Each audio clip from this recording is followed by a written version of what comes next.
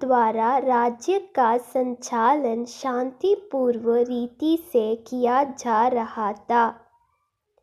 एक दिन अचानक उसे खबर मिली कि एक बड़े राज्य की सेना की एक बड़ी टुकड़ी उसके राज्य पर आक्रमण के लिए आगे बढ़ रही है।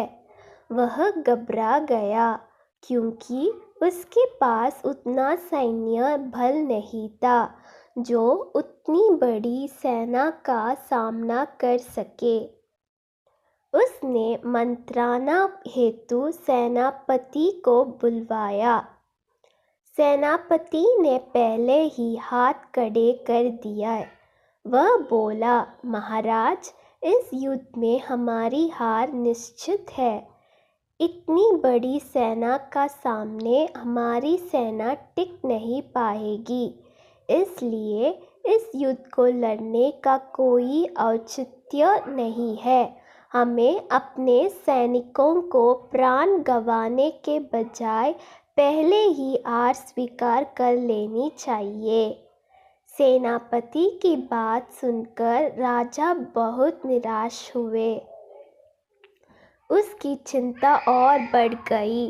वह समझ नहीं पा रहा था कि क्यों करे और क्या ना करे। अपनी चिंता से छुटकारा पाने के लिए वह राज्य के संत के पास गया। संत को अब उसने पूरी स्थिति से अवगत कराया और बताया कि सेनापति ने तो युद्ध के पहले ही हाथ खींच लिया है। ये सुनकर संत बोले, राजन, ऐसे सेनापति को तो तुरंत उसके पद से हटाकर कारागृह में डाल देना चाहिए। ऐसा सेनापति जो बिना लड़े हार मान रहा है, उसे सेना का नेतृत्व करने का कोई अधिकार नहीं है।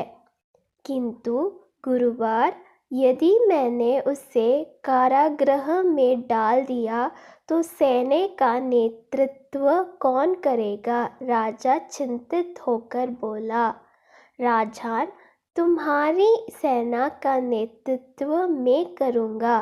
संत बोले,